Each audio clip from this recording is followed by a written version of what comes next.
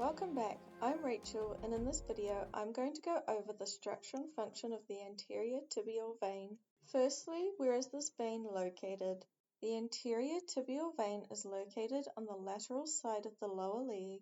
If we look more closely at the veins on the anterior view of the lower right leg, we can see this vein highlighted in red.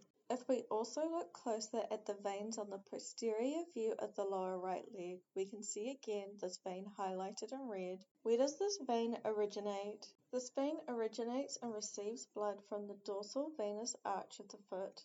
The dorsal venous arch can be seen here highlighted in yellow. What is the course of this vein?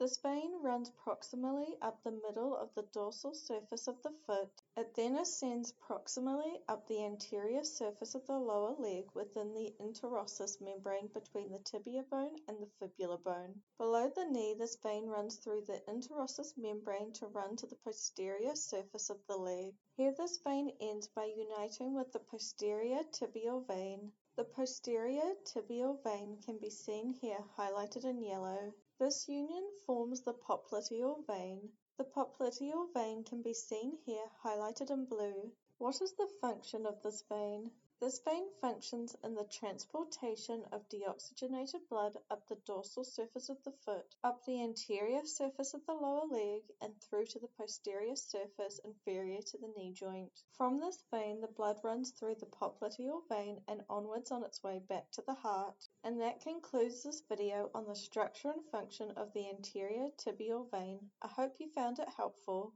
Thank you for watching. If you want to support this channel, please subscribe and check out more of my videos.